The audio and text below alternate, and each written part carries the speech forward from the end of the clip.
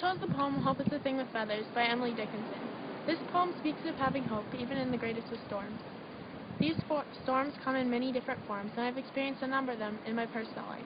One of these storms was the loss of my grandpa when I was in 7th grade. He died of a heart attack, and we were given no warning of what was coming. Everything was normal that morning and then turned upside down by the time afternoon came. It was hard to understand why God would choose to take him home. Yet even in this difficult time, God was with my family, and I had hoped that he had a plan even in this difficult time. Our only certainty in life is that God has a plan, he'll always keep his promises, and he's always in control. Many bad things happen in this life. We live in a world full of car accidents, cancer, and diseases, all of which have touched me personally.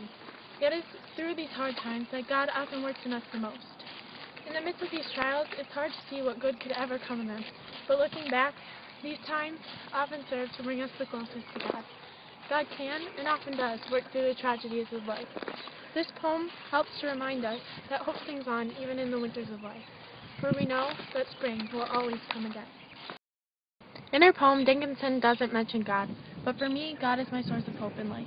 We can have hope in him even in the darkest of valleys. As Psalm 33:20 says, "We wait and hope for the Lord. He is our help and our shield." God never promised that this life would be easy.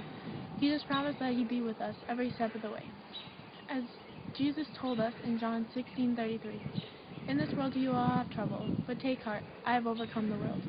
We can put our hope in God and know that he will never fail us. No storm is too great for him to calm. Hope is a Thing with Feathers by Emily Dickinson. Hope is a thing with feathers that perches in the soul and sings the tune without the words and never stops at all.